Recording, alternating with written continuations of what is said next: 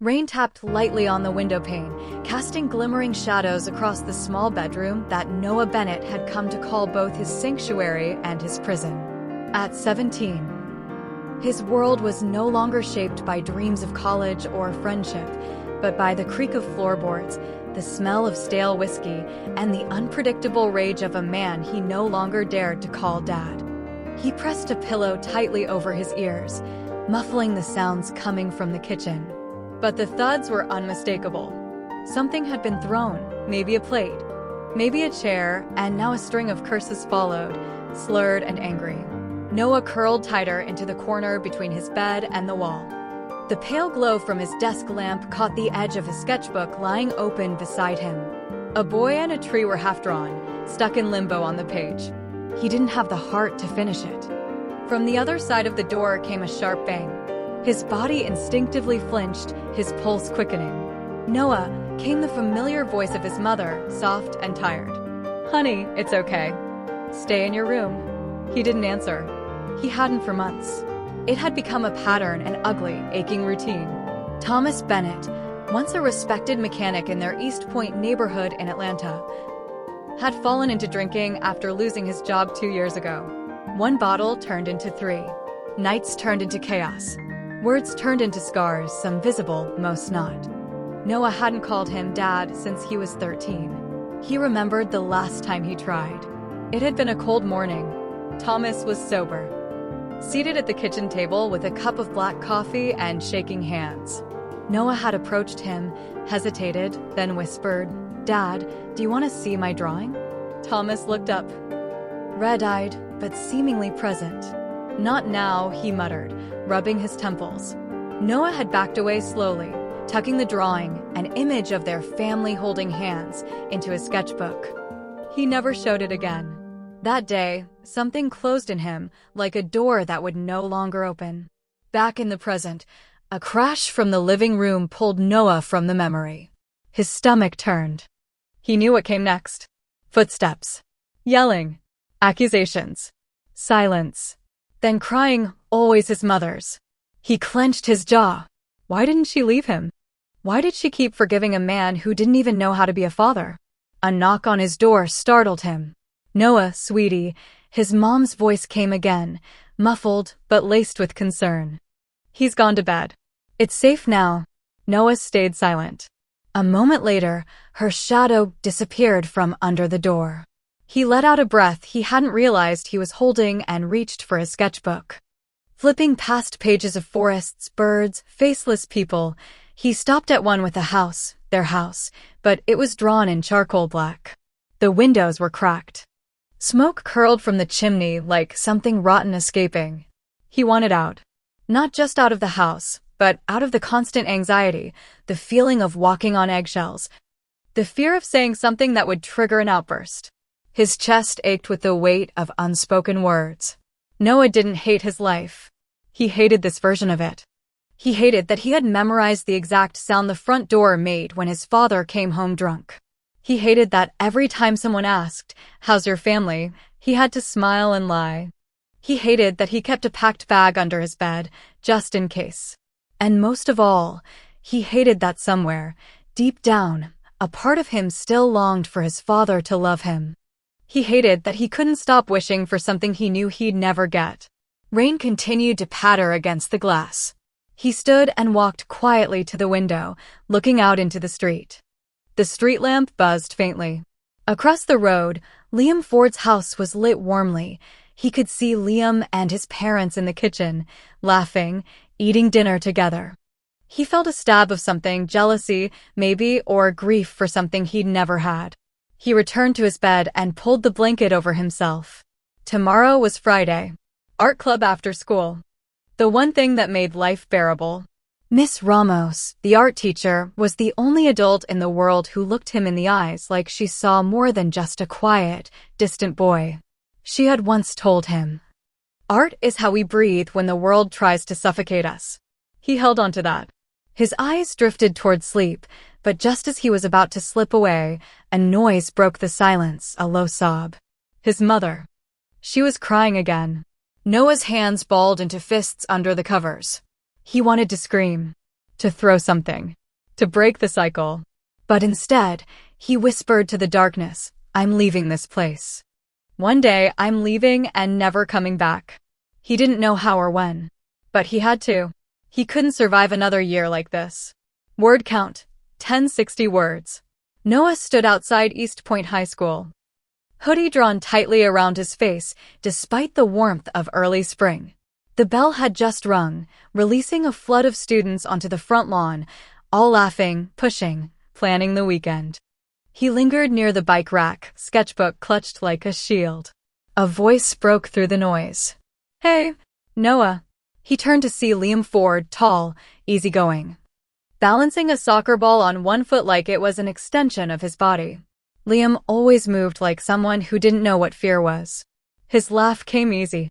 And for reasons Noah still didn't fully understand, they'd been best friends since 6th grade. "Wanna hang out after art club?"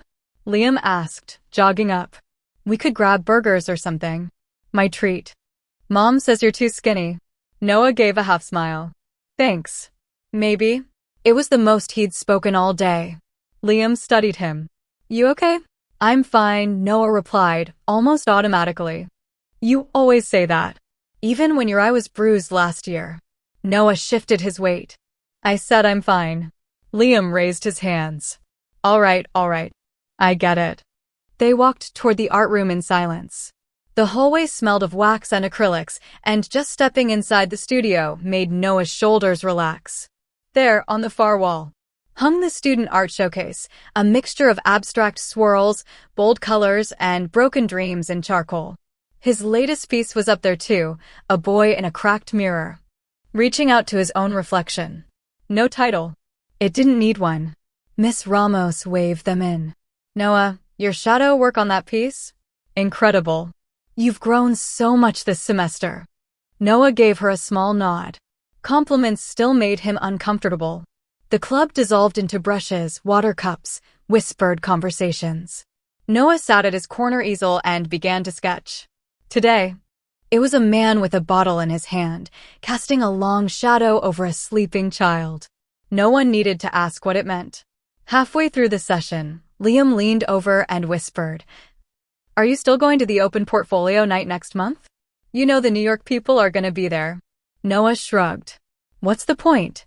"What do you mean?" Noah pressed his pencil harder against the page. "Even if they like my work, how would I get there? You think my mom can afford to send me to some fancy art school?" Liam hesitated. "No. But I think maybe someone else might help." "Like who?" "Him." The word dripped with venom. Liam fell quiet. Noah didn't mean to snap. But just the mention of him, of Thomas Bennett, twisted something inside. Even hearing the word dad from other people stung like a fresh wound. Because to Noah, Thomas had forfeited that title long ago. He wasn't a father. He was a ghost in a man's body. A wrecking ball of shattered dishes and broken trust. A hollow echo in the hall at 2 a.m. Miss Ramos announced it was time to clean up. And Liam didn't press further. But as they packed up, he slipped a folded paper into Noah's backpack. "Just read it later." That night, back home, Noah found the note. "You deserve more than just surviving, man. You're better than what he made you feel. Don't let him decide who you get to be." Liam. Noah stared at the words, his throat tightening. He had spent years trying not to be like Thomas Bennett. Refusing to drink. Refusing to yell. Refusing to trust. He thought pushing away everything connected to his father would make him different. Clean. Untouched.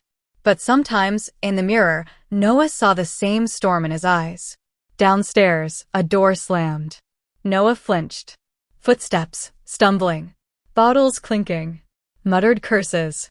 He could hear his mother's quiet voice trying to soothe, to defuse, to protect. Noah stood still. He wanted to scream. To run. To fight. Instead, he opened his sketchbook and drew a door. Not broken or cracked. A new one, wide open, with light pouring through. Maybe one day he'd walk through it. But not yet. Word count, 1:30 words. The bus stop on Main Street was quieter than usual for a Saturday morning. Gray clouds hung low, threatening rain, but Noah didn't mind. He sat on the wooden bench, hoodie up. duffel bag resting between his legs, fingers nervously tracing the zipper. He was 14 the first time he tried to leave. And even now, 3 years later, the memories still clung to him raw and sharp like a wound that never fully scabbed over. He had planned it for weeks. Every detail. Every dollar he could save from lunch money. Every route he studied on the school map. He didn't want to end up homeless. He just wanted distance. Wanted quiet. Wanted to sleep without jerking awake at the sound of footsteps or breaking glass. Back then, he didn't even tell Liam. He was afraid his friend would try to stop him. Or worse, call his mom. He remembered that morning vividly. The house was still. His father passed out on the living room couch with a half-empty bottle dangling from his hand. His mother was already at work. Noah tiptoed out, bag slung over his shoulder. His sketchbook tucked tightly inside. He didn't look back. The bus rolled up with a hiss of brakes, and he stepped on with a pounding heart. It felt too easy. Too quiet. Too possible. He rode until the end of the line. That's where it all fell apart. The sun was starting to set, and Noah stood in a strange part of town, clutching his bag and staring at buildings he'd never seen before. For the first time, the idea of freedom felt less like hope and more like fear. His stomach growled. His throat was dry. He had $23 in his pocket and no plan beyond that point. And then came the voice. Noah? He turned. Carla Bennett stood beside the bus bench, eyes wide, her face pale. She must have driven all over the city. Somehow she'd known. Somehow she'd found him. She didn't yell. She didn't cry.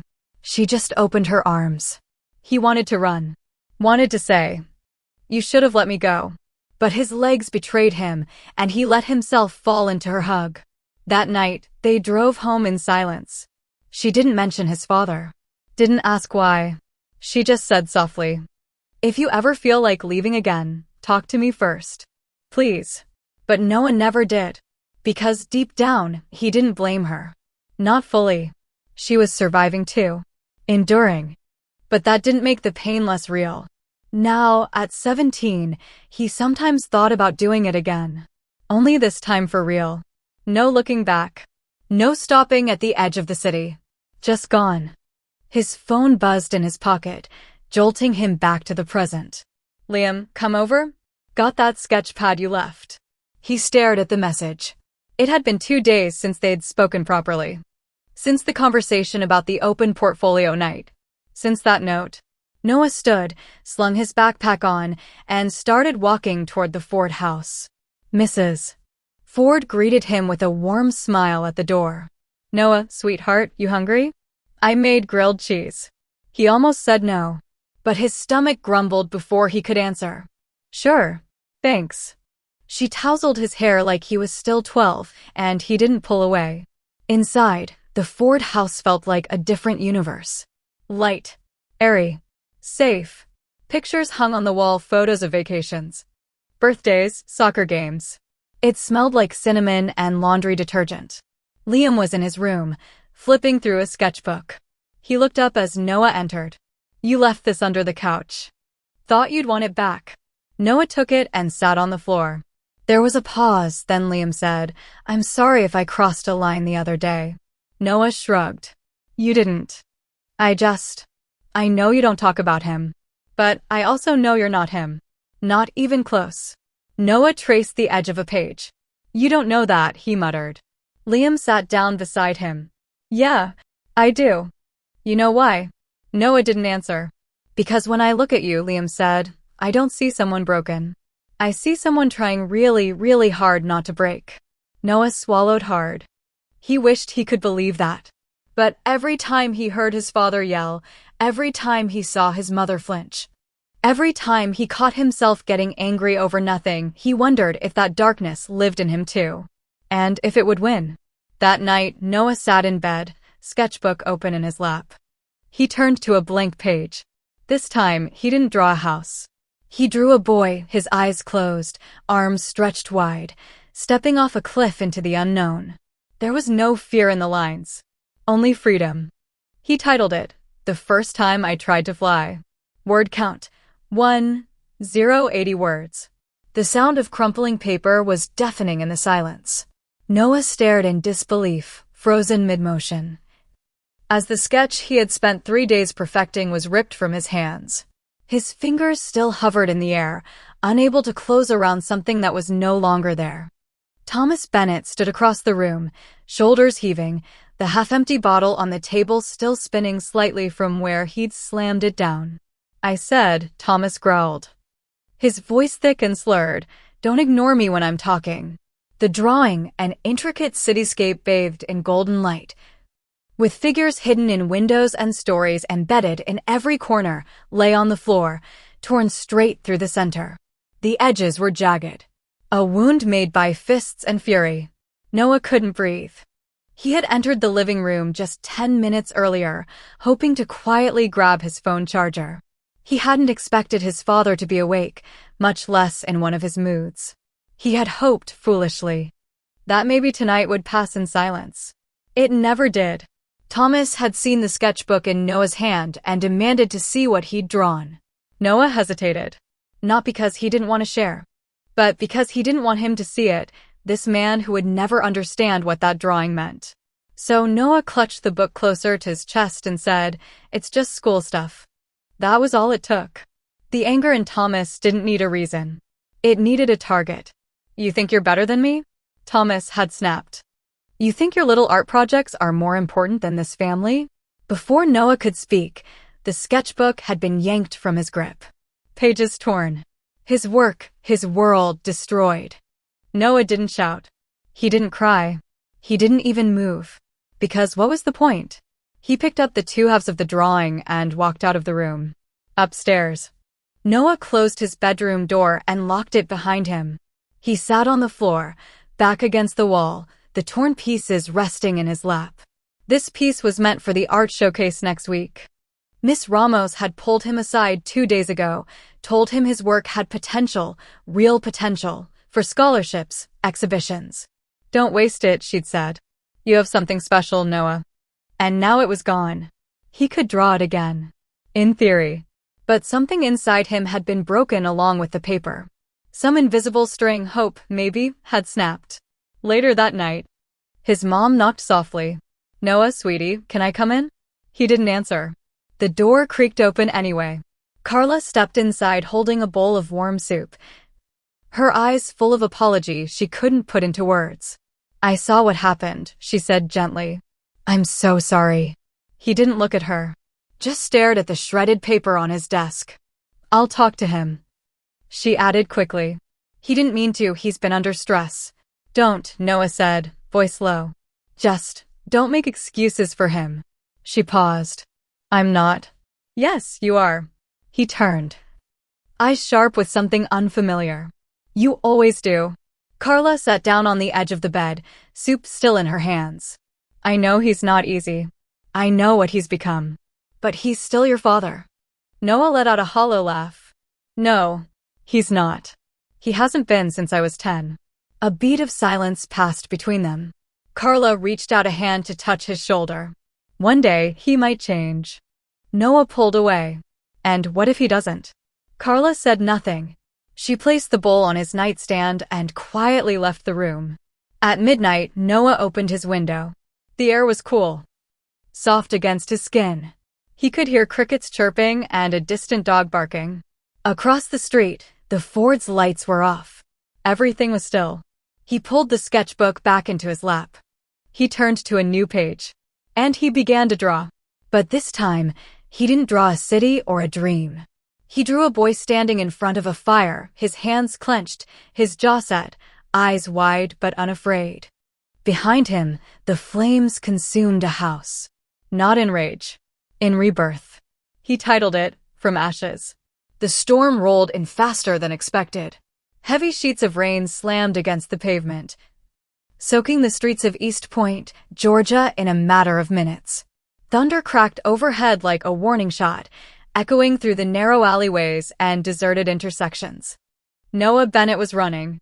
His sneakers slapped against the wet sidewalk, his backpack bouncing against his spine with every stride. He clutched his hoodie tighter around him, though it did little against the downpour. The world around him was a blur of red brake lights, reflections in puddles, and his own ragged breath. He didn't know exactly why he had left the house that night. Maybe it was the argument at dinner, his father shouting about disrespect when Noah refused to eat. Maybe it was the shattered bowl against the wall, the way the shards had danced near his mother's feet. Maybe it was just the unbearable weight of staying. Whatever it was. He had grabbed his backpack, sketchbook inside, and walked out into the storm without a word. He ignored his mother's voice calling behind him, ignored the sound of the door slamming shut. He just needed air. He needed escape. He had only made it a few blocks when the rain intensified, turning roads into streams and sidewalks into slick traps. He kept walking anyway, head down, unaware of the headlights approaching from the side street. The last thing he heard was the blare of a horn. Then everything went black. When Noah opened his eyes, the world was colorless. White walls, a gray ceiling, fluorescent lights that hummed like bees. He blinked slowly, the edges of his vision blurred. Pain throbbed in his ribs. His head felt heavy. A machine beeped softly beside him. It took several seconds before he realized he was in a hospital room, and someone was holding his hand. He turned slightly. His mother sat at the bedside, her face pale, her eyes swollen from crying. She was gripping his hand like it was the last thing tethering her to the earth. Noah, she breathed, as if saying his name would wake him fully. Sweetheart, thank God. Her voice broke, and she pressed her forehead to his knuckles.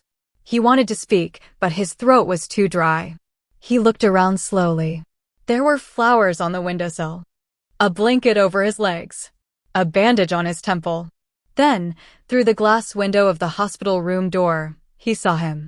Thomas Bennett, his father, standing just outside, eyes locked on Noah, as if afraid to enter. His face was hollow, stubbled, older than it had looked just a week ago. He wasn't drunk. He wasn't shouting. He just looked shattered. Noah turned his face away. He didn't want to see him. Later, the doctor came in and explained the extent of the injuries. A fractured rib, mild concussion, scrapes and bruises. You're lucky, he said. Could have been much worse. Noah barely heard him. The door opened quietly again an hour later. This time, Thomas stepped in. Carla wasn't there. The silence between them was sharp. Thomas approached slowly, hands shaking, hat crumpled in his fingers. He opened his mouth, then closed it. Then opened it again. I didn't know how bad it was. Noah stared at the wall. Thomas cleared his throat. I sold the truck. And the garage tools. Everything. To pay for this. No response. I told your mom I'd take care of it. Whatever it cost. You're my son, Noah. Noah turned his head sharply. The pain in his neck flared, but it was nothing compared to the ache in his chest. You remember that now? Thomas's face twisted. I know I failed you. I failed both of you. And I don't deserve your forgiveness. But I'm going to try to fix it. I've checked into a program. 30 days. Maybe more. Noah laughed bitterly.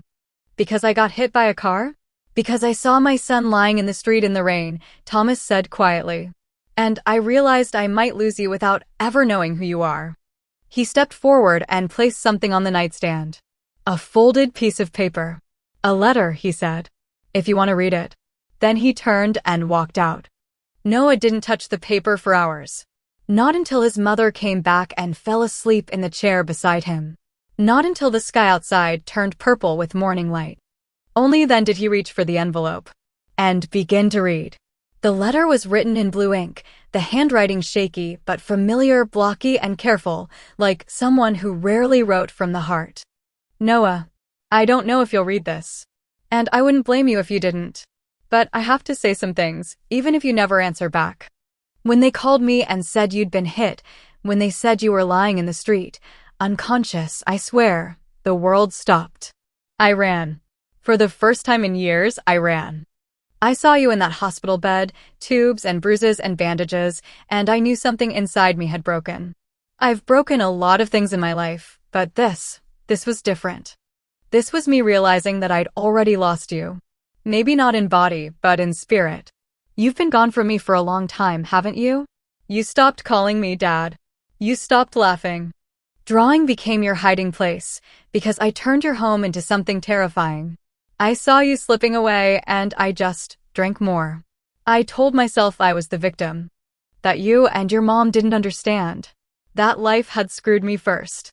But the truth is, I stopped being a father long before you stopped being a son. I don't deserve a second chance. I know that. But I want to earn it anyway. I sold everything I had. My truck. The toolboxes. The garage. I would have sold my blood if they'd taken it. I would have given my life if it meant you opened your eyes again. Now that you have, I need to ask you this, Noah. Not as someone who deserves it, but as a broken man trying to be better. Please. Give me one more chance to be your father. One real chance. Not the man you grew up afraid of. The man I should have been all along. If you never want to speak to me again, I'll understand. But if there's even one small part of you that remembers when we used to be okay, I'll be waiting. Always. Dad. Noah's hands were trembling by the time he finished. He didn't cry. Not at first. His heart felt too numb, like someone had held it underwater, and it was just now gasping for air. The memories came like waves. The few good days from childhood, holding the flashlight for Thomas under the hood of a car, laughing when grease got on his nose. That one summer evening when they grilled hot dogs and Thomas taught him how to skip rocks by the river. And then, everything after. The yelling. The drinking. The fear. Noah folded the letter slowly, placing it on his lap.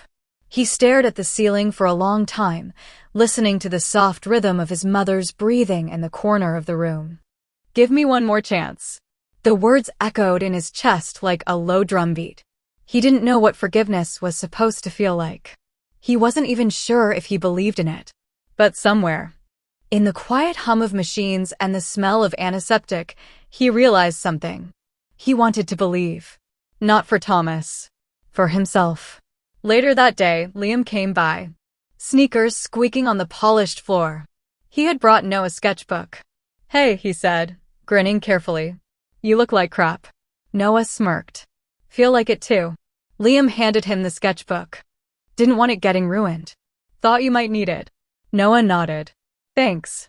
They sat in silence for a while. Liam didn't ask about the accident. Didn't ask about the letter. He didn't need to. After a few minutes, Noah flipped to a new page. He drew a hand. Old, rough, calloused, but reaching forward. Then he drew another hand, younger, hesitant, just starting to reach back. He titled it, Chance. That night, Noah asked his mother, quietly, "What's the name of the place?" She looked confused. What place? The rehab center. Carla stared at him, eyes widening. You want to see him? Noah paused, then nodded. Just once, he said. I want to see if he means it. The rehab center was nothing like Noah had imagined. Tucked behind a row of tall pines on the outskirts of Atlanta, New Dawn Recovery looked more like an old community college than a place where people tried to rebuild their lives. The parking lot was nearly empty. The sky overhead was overcast, the kind of gray that made everything feel suspended, quiet, uncertain. Noah sat in the passenger seat of his mother's car, gripping the strap of his backpack even though he wasn't going anywhere after this. The paper with the address, crumpled and smoothed over again and again, rested on his knee. Carla glanced at him. We don't have to do this today. You're still healing. He didn't look at her. I'm going. A long pause stretched between them. Then she reached out and squeezed his hand. I'm proud of you. He didn't answer. He wasn't sure he believed he deserved that yet. Inside, the lobby smelled faintly of lemon cleaner and old paperbacks. A woman at the desk smiled softly and asked for Noah's name. She typed something into her computer, then said gently, He's in the visitor's room. Down the hall, second left. Noah's legs felt like cement as he walked. Every step toward that room felt heavier than the last. What if this was a mistake? What if Thomas hadn't changed at all? What if this was just another version of disappointment, waiting to collapse on him? But it was too late to turn back now. He pushed open the door. The room was simple. 2 couches. A small round table. A bookshelf with worn titles. a vending machine humming softly in the corner. And Thomas Bennett, his father, sat by the window. He looked smaller. Not physically, though he had clearly lost weight, but emotionally.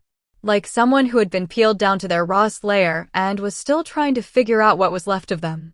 He stood when he saw Noah. Noah. Just the name. Nothing else. No flood of apologies. No excuses. Just a father trying not to crumble in front of his son. Noah stood near the doorway for a long moment. Then he walked over and sat down across from him. The silence stretched. Thomas cleared his throat. I wasn't sure you'd come. Noah stared at the table. I almost didn't. Thomas nodded. I would have understood. Noah's jaw tightened. You don't get to say that. You don't get to be understanding now. I know. More silence. I read the letter, Noah said finally. His voice cracked slightly. And I didn't come here for you. I came because I need to know if that letter was real. Or just something you wrote to feel better about yourself. Thomas looked up. And his eyes, once clouded with drink and anger, were clear. Vulnerable. It was real, he said. Every word. I wrote it in one sitting, and then I cried like a fool afterward. Noah swallowed hard. You ruined me. I know. You scared me. For years. You made me hate the word home.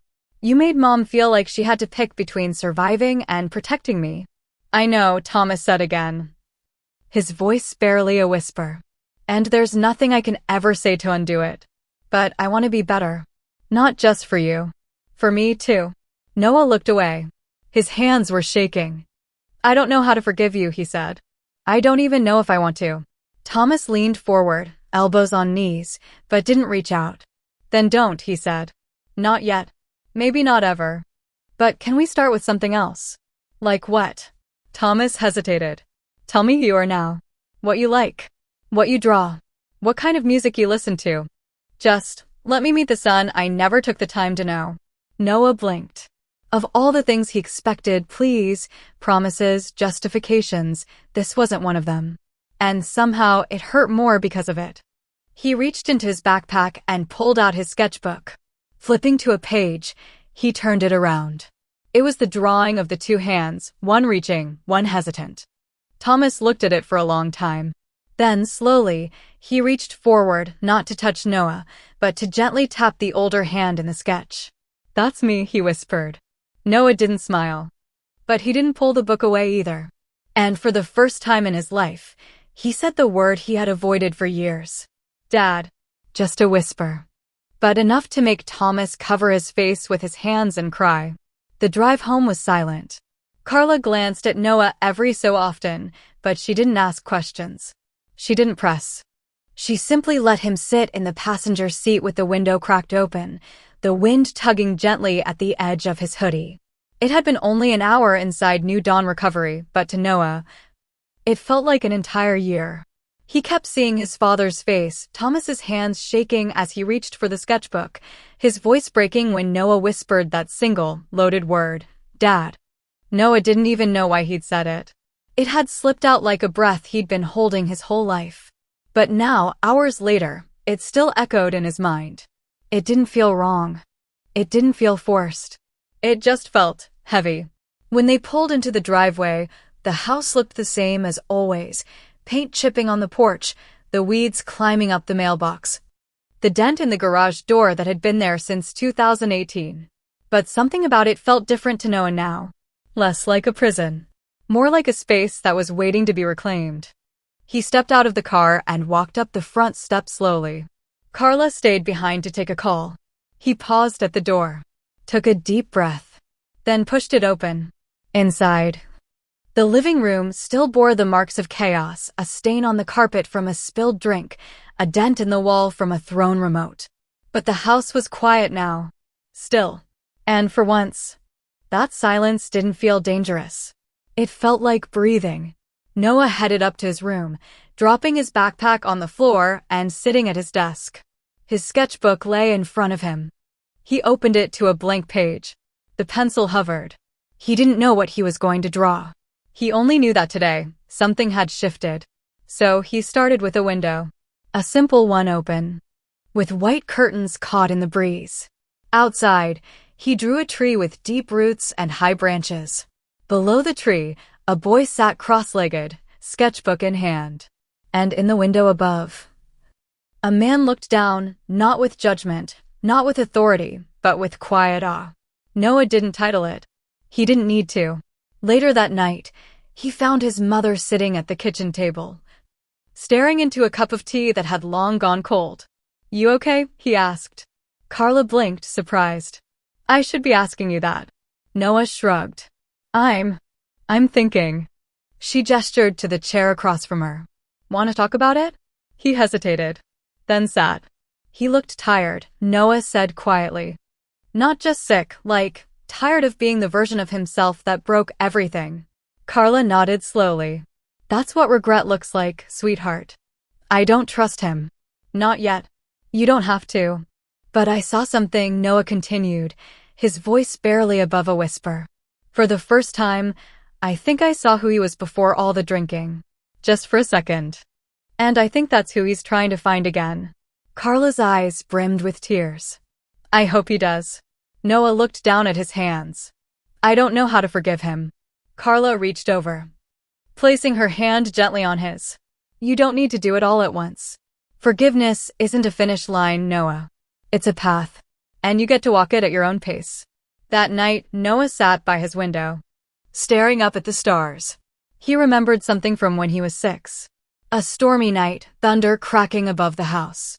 He had been terrified. Thomas had come into his room, scooped him up, and whispered, "The sky's just clearing its throat, buddy. Nothing to be afraid of." It had been years since he let himself remember that moment. But now it came back like a warm tide. Maybe that version of his father was still buried in there somewhere. And maybe, just maybe, Noah wanted to help dig him out. Not for the man Thomas had been, but for the one he could still become. The letter was still folded neatly on his nightstand. Noah had read it once at the hospital.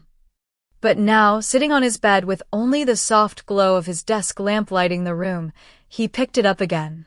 The paper had faint creases from where his hands had clenched too tightly. Blue ink. A smudge at the corner. Maybe from Thomas's fingers. Maybe from a tear. He unfolded it slowly. He wasn't sure why he needed to read it again. Maybe because the first time, everything had been too raw. Maybe now, back in his own room, he could let the words sink in the way they were meant to. He took a deep breath and began. "Noah, I don't know if you'll read this." The first paragraph didn't hit as hard this time, but then came the middle. The lines where his father admitted to seeing his son slipping away, to telling himself he was the victim, to breaking things people instead of fixing them. This time, Noah didn't stop the tears. They rolled down slowly, silently, soaking into the collar of his sweatshirt. He didn't sob. He didn't make a sound. He just let the pain wash through him like waves against rock, soft, steady, reshaping him in quiet ways. And when he reached the end, "Please, give me one more chance to be your father." Noah whispered aloud, not even meaning to, "I want to." The truth settled in his chest like warmth. Not comfort. Exactly, but something close. He folded the letter again, gently this time, and slid it into the back of his sketchbook. He didn't want to lose it. Not anymore. The next morning, Liam showed up with breakfast. "I brought muffins," he announced, holding up a brown paper bag like it was a trophy. Noah raised an eyebrow. "Since when do you bring muffins?" "Since I figured trauma pairs well with carbs." Noah let out a genuine laugh, a short, rusty sound, like a door that hadn't been opened in years. It startled him, even more than it startled Liam. They sat on the front porch steps, biting into warm banana nut muffins and listening to the birds argue in the trees. "You're really going to see him again?" Liam asked after a while. "Yeah," Noah said softly. "I think I have to."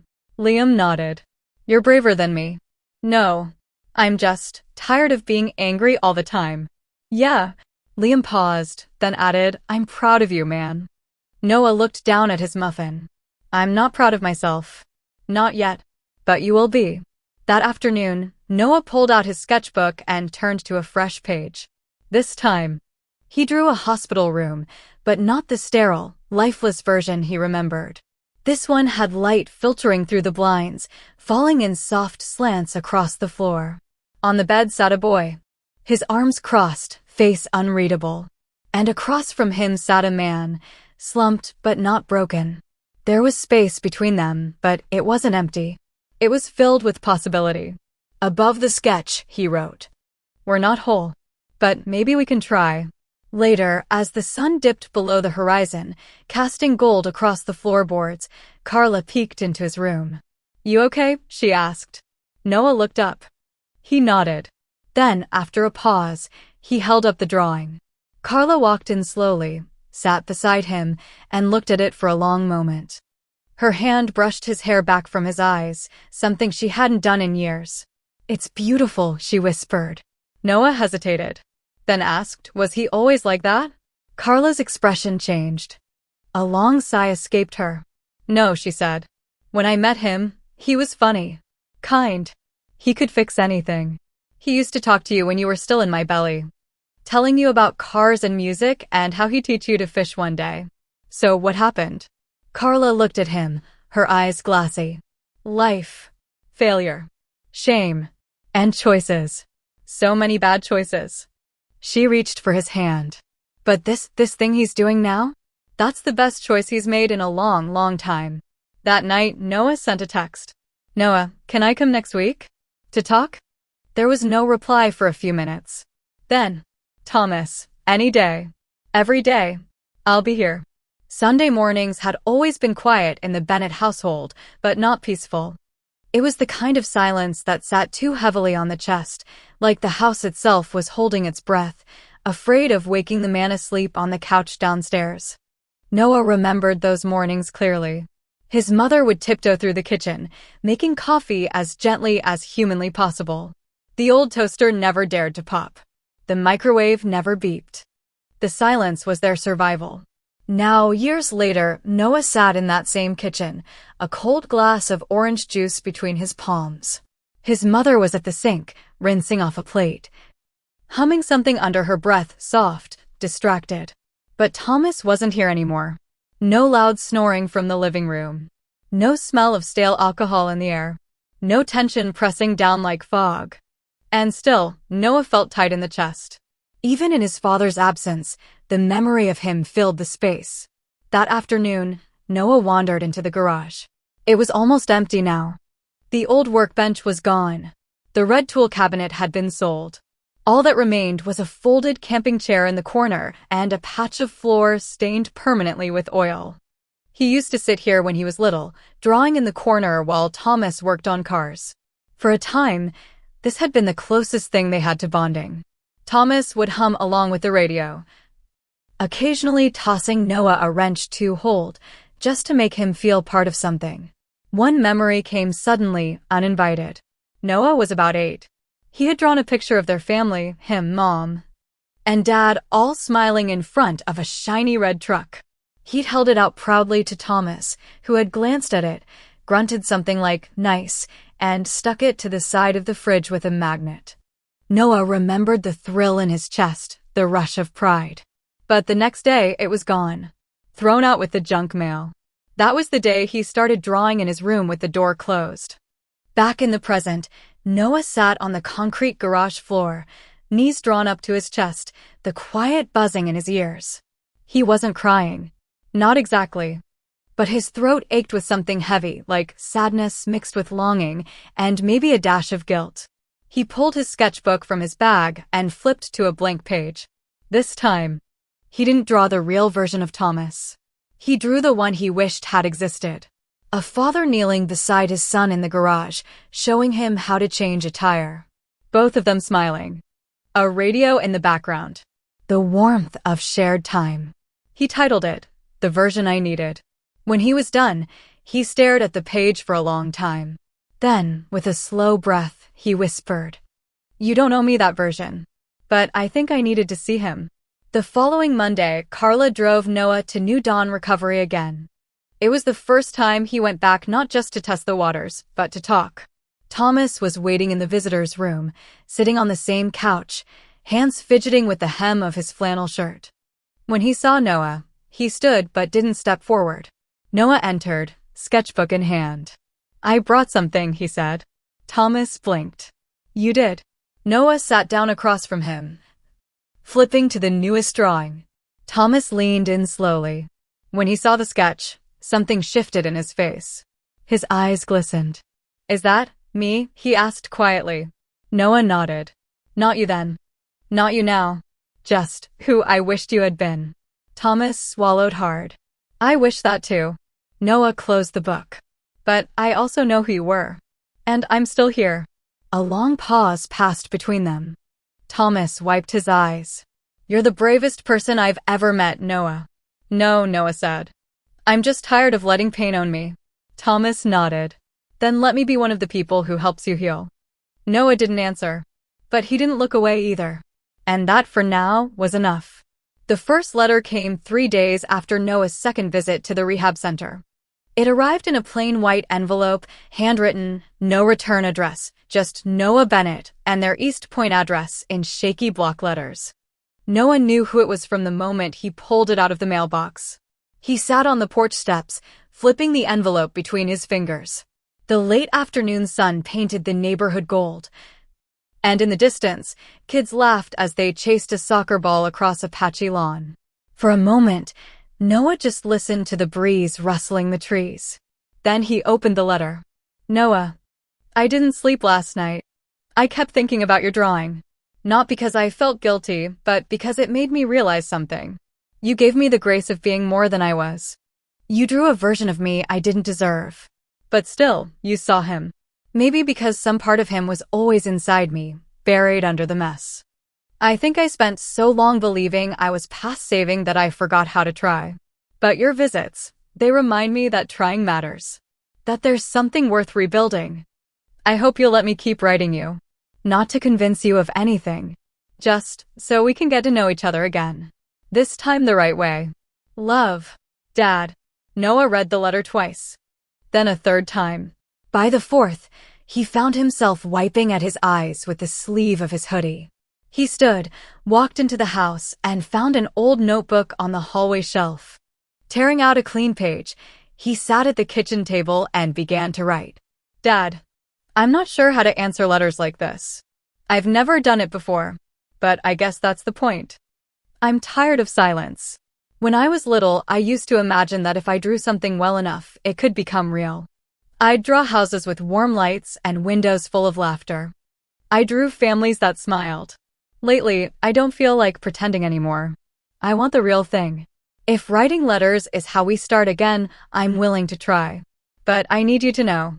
I'm not doing this because it's easy. I'm doing it because you said the words I've waited my whole life to hear. You saw me. And now I'm trying to see you too.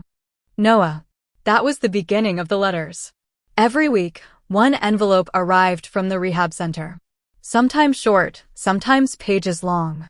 Thomas wrote about everything, his group meetings, the memories that haunted him, the things he was learning about himself. He didn't sugarcoat it. Noah wrote back with equal honesty.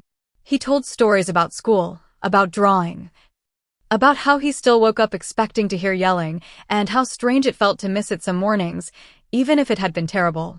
It wasn't perfect, but it was real. At school, Miss Ramos noticed the change. She pulled Noah aside one afternoon after art club and asked gently, "Something's different. You're lighter." Noah shrugged, unsure what to say. "I think," she said, smiling softly, "you're starting to draw with hope." He didn't reply. He didn't have to. That night, he sketched a sunrise. Not dramatic. Just a quiet sliver of gold creeping over rooftops, casting light into the windows of a familiar little house. He titled it, First Light. At the end of the week, another letter arrived. But this one was different. Inside the envelope was a photo. Thomas, freshly shaven, sitting at a table at the rehab center with a book in his hands and a shy smile. Behind him, a corkboard with pinned-up goals. One of them, barely visible in the top left corner, said, "Make my son proud." Noah stared at it for a long time. Then he placed it inside the back cover of his sketchbook, right next to the folded letter he had once read through tears. And for the first time, he whispered, not with pain, but with something like peace. Maybe you really are becoming him.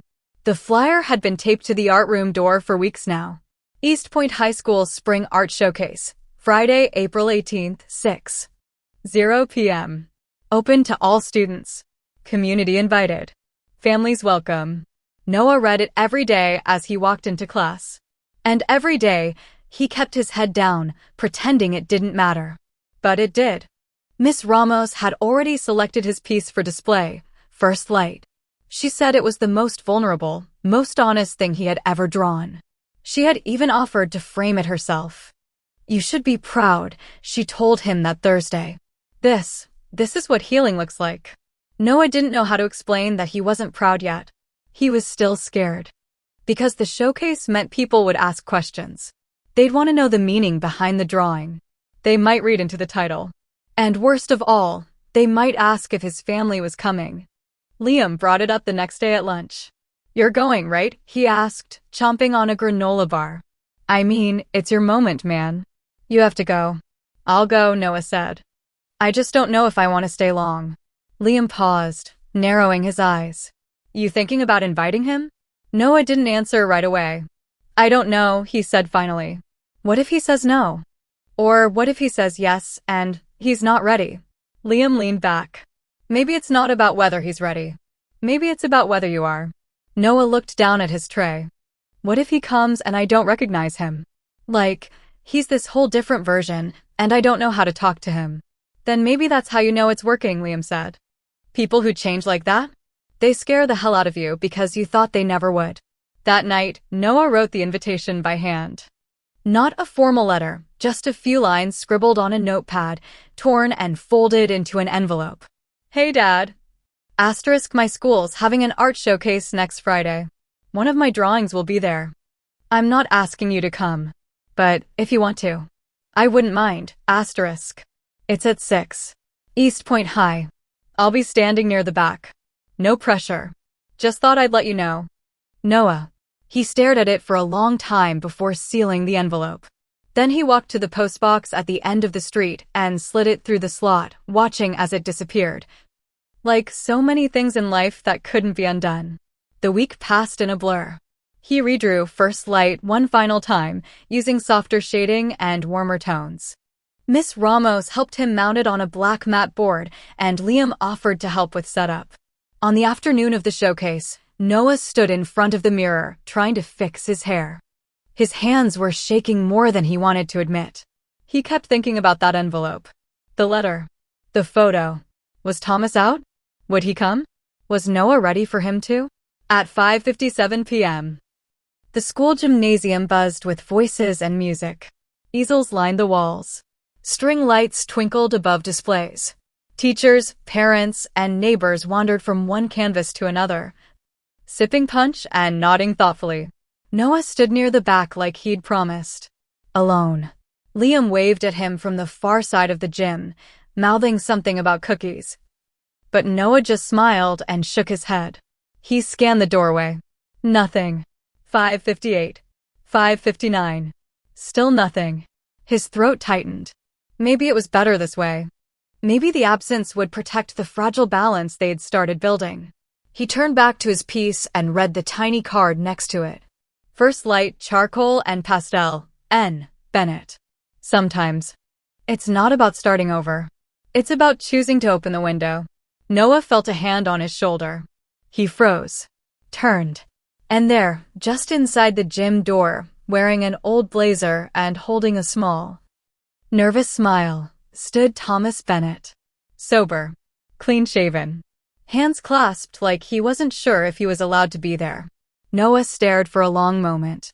Then, slowly, he stepped forward. No words. He just nodded. And Thomas nodded back. They stood side by side in front of the drawing, the space between them finally quiet, not from avoidance, but from peace. The old garage still smelled like oil and sawdust. It had been months since anyone used it for anything other than storage. The overhead light flickered slightly as Noah flipped the switch, casting dim yellow onto the concrete floor. Dust particles floated through the air like ghosts of old days. Thomas stood at the threshold, holding a small toolbox in one hand and a thermos in the other. "Looks about the same," he said softly. Noah nodded, stepping over a flattened cardboard box. "Didn't really touch it after you left." Thomas looked around slowly at the empty walls where tool racks once hung, the grease stains under where the truck used to sit, the corner where a battered wooden stool had lived for years. "You used to sit there," Thomas said quietly, pointing. "Every Saturday morning. Just watching me work." Noah didn't reply. "I didn't say much back then, did I?" Thomas added. "Never knew how to talk to you." Noah knelt beside the bench, brushing aside a curled newspaper from 2019. "You didn't have to say anything. You just had to be there." Thomas set the toolbox down and crouched beside him. "I want to be here now." They started small, fixing the loose hinges on the cabinet door, replacing a cracked light bulb, sweeping the layers of dirt from the floor. Thomas suggested rebuilding the old workbench, and to Noah's surprise, the idea didn't make him anxious. They worked side by side, mostly in silence, but it was a different kind of silence now. Not tense, not fragile, just still. Once, Thomas reached for a screwdriver and their hands brushed. Noah didn't flinch. Later, while Thomas measured the workbench, Noah pulled out his sketchbook and sat on the upturned crate that had once been his drawing throne. He flipped to a fresh page. This time, he drew two figures, not as shadows or metaphors, but as themselves. Father and son. Both bent over a piece of wood, not building something new, but rebuilding what had always been there, buried beneath dust and damage. He titled it, Work in Progress. A few hours later, Thomas poured coffee from the thermos and handed Noah a cup. "You still like it black?" he asked. Noah took the cup. "I drink tea now." Thomas chuckled. "Figures. Your mom tried to convert me for years." There was a pause. Then Noah asked, "Why'd you keep the garage so long after you stopped working?" Thomas stared into his coffee. "Because it was the last place I felt useful. After the business folded, I'd come out here and pretend I still had it all together. Like maybe if I fixed something, I wouldn't feel so broken." Noah sipped slowly. "You ever fix anything?" Thomas glanced at him, a smile tugging at his mouth. "Not until now." That evening, Carla came outside and peeked into the garage. She paused at the sight, her husband sanding down a piece of wood, their son holding a paintbrush, both of them laughing softly about something neither of them explained.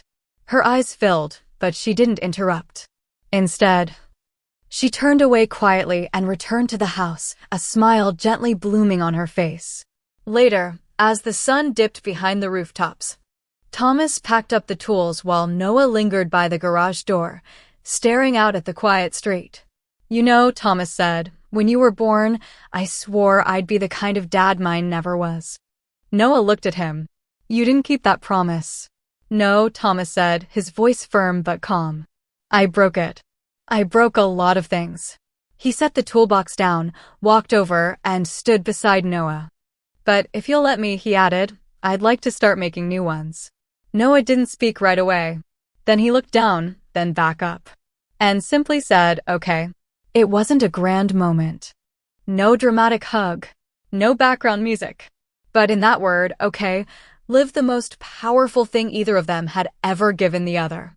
A chance. Absolutely. Below is the continuation of the story with. It started with a flyer on the bulletin board outside the music room. Musical Note East Point High Open Mic Night, May 10th. Students and staff welcome to perform poetry, songs, instrumentals. Sign-up sheet in room 104. Theme, Unspoken Things Musical Note. Noah wasn't a performer. Not in the way some of the drama kids were. He didn't seek out attention or enjoy being on stage. But that theme, Unspoken Things, hit something inside him like a strike of tuning forks to the chest. Because for years, his life had been built on silence. On all the things he never said. The idea came slowly. A memory that floated up while he was sketching one evening. He had once written a melody. It was during sophomore year, one of the darkest seasons of his life. His father had spiraled so far into his addiction that even Carla had started sleeping on the couch. Noah had come home from school one day and found the front door wide open, the the house trashed, and a note on the fridge that just said, "I'll be back." He didn't eat that night, didn't speak, didn't draw.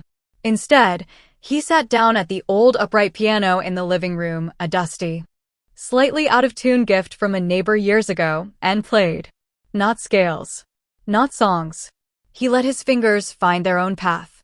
The melody was raw, full of rising chords that never fully resolved. He never wrote it down, never shared it. But the sound had burned into his muscle memory. He'd never played it again. Until now. The next day, he walked into room 104 and added his name to the sign-up list. Noah Bennett, untitled, original piano composition. He hesitated before putting down that final parenthesis, then took a photo of the list with his phone and walked out before he could change his mind. He practiced at Liam's house. Their piano was smaller, newer, and in tune, perfect for rehearsing. Noah sat at the bench while Liam sprawled on the floor, pretending to do homework, but really just listening. After the third run-through, Liam looked up. "Is that what you were writing when your dad?" "When things were really bad." Noah nodded. Liam didn't say anything for a long time. Then he whispered, "You don't even need lyrics, man. That song says everything." Noah looked down at the keys. "It's hard to play. Not technically. Emotionally." "I know." The day of the open mic, the gym was decorated in deep blue and silver. Paper lanterns floated from the ceiling. A string of fairy lights wrapped around the microphone stand on stage. Noah waited in the back, heart pounding, fingers tapping nervously against his jeans. When his name was called, he walked slowly toward the piano, the spotlight warm on his skin. The gym fell quiet. He sat, took a breath, and played. The melody poured from him like breath. The same aching notes he'd first discovered in a house full of broken promises. But this time, something had changed. This time, he didn't play from pain. He played from survival. From having come through something, scarred but still standing. From the knowledge that silence no longer defined him. By the final chord, he could feel the weight lift from his chest. When he looked up, the audience was still quiet, but not from discomfort. From awe. Then, a wave of soft applause. He stood, bowed once, and walked off stage. Backstage. He found Carla waiting with glassy eyes. "You wrote that back then?" she asked, voice trembling. He nodded. "I didn't know. I didn't want you to," he admitted. She pulled him into a hug, tight, real, and warm. "I'm glad I know now." Later, after the lights dimmed and the crowd dispersed, Noah stepped outside and saw someone waiting by the parking lot. Thomas. He hadn't been invited, but he came. "Was that your song?" he asked. "Yeah." Thomas nodded. "I didn't deserve to hear it, but I'm honored that I did." Noah shrugged. "It wasn't about you. Not all of it. It was about what I survived." "Then I'm grateful you survived me," Thomas said softly. They stood in silence under the night sky. Then Noah said, almost absently, "It doesn't have to stay untitled anymore." Thomas looked over. Noah smiled faintly. "I think I'll call it Forgiveness, in D minor." It was a Sunday evening. For most families, that meant a meal at the table, maybe laughter. Maybe a little bickering over homework or chores. But for the Bennetts, Sunday nights had once been marked by closed doors, tense silence. And a father passed out on the couch before anyone touched a fork. But not tonight. Tonight, the dining room was lit by soft lamplight. A roast chicken sat steaming at the center of the table, surrounded by mashed potatoes, green beans, and store-bought rolls that Carla claimed were just fine because we're all tired. She smiled when she said it, and this time, there was no weariness behind the smile, only quiet joy. Thomas was already seated when Noah came down the stairs. His sleeves were rolled up, and his hands, now rough with work, but clean, rested folded in his lap. He looked nervous, like a guest in someone else's house. Carla stood in the kitchen doorway, watching both of them like a tightrope walker waiting to see which way the wind might shift. Noah sat down at his usual spot. He didn't say anything right away. Neither did Thomas. Carla cleared her throat. I forgot to make iced tea. Noah, would you mind grabbing the jug from the fridge?" Noah stood, nodded, and returned a minute later with the cold pitcher. He poured a glass for his mother, then paused, hesitated, and finally poured one for his father, too. Thomas blinked, murmuring, "Thanks." Noah didn't answer, but he sat straighter after that. The meal began slowly. Knives clinked gently against plates. The sounds were small but warm. Real. "So," Carla began cautiously, "Noah's art teacher called me this morning. Said the school wants to enter one of his pieces into a statewide student exhibit." Noah gave her a look. "You weren't supposed to tell him yet." Carla grinned. "Oops." Thomas looked up, clearly surprised. "Seriously? That's huge, kid." Noah looked at him. "I'm not a kid." Thomas nodded slowly. "Right. Sorry. I guess I'm still trying to figure out who you are now." Noah shrugged. "I'm still figuring that out too." The table fell quiet again, but this time it was a shared quiet. Not avoidance. Just space to breathe. Halfway through the meal, Thomas set down his fork. "I've been going to meetings even after I finished the program," he said softly. "Twice a week. Sometimes 3. Carla's eyes flickered with something between surprise and relief. "That's really good, Tom. I talk about you both a lot," he added. "Not in a selfish way. Just about the damage I caused. The work I have to keep doing." He looked at Noah. "Most guys there talk about losing their families. And I did lose mine. I just never thought I'd be lucky enough to sit here again." Noah met his father's gaze. And then, slowly, he said, "It's not luck. It's work." Thomas nodded. "Then I'll keep working." Later that night, after the dishes were done and the leftovers packed away, Noah lingered in the dining room while Thomas helped wipe down the table. He cleared his throat. "I used to wish you'd leave," Noah said quietly. Thomas didn't move. "I used to imagine what it would feel like to walk into this room and not be afraid." Thomas turned toward him, eyes soft. "And now?" Noah paused. "Now I'm trying to let go of the version of you I hated." A long silence passed between them. Then Thomas asked, "Do you think you'll ever forgive me?" Noah thought about it. And then, softly, "I think maybe I already started." That night, Noah added a new drawing to his sketchbook. It was the dining room, modest, quiet, with a plate still holding a dinner roll. 3 chairs. 3 figures. No chaos. No tension. Just the moment after healing begins. He titled it, "A Place at the Table." The day of the statewide student art exhibit dawned clear and bright. The kind of spring morning that promised fresh starts. Noah stood in front of the grand entrance to the downtown Atlanta gallery, his heart pounding, not with nerves, but with a quiet, steady hope. Beside him, Thomas adjusted his jacket, eyes scanning the crowds of students, parents, and art lovers milling through the marble halls. "It's a big deal, Noah," Thomas said softly. "You deserve this."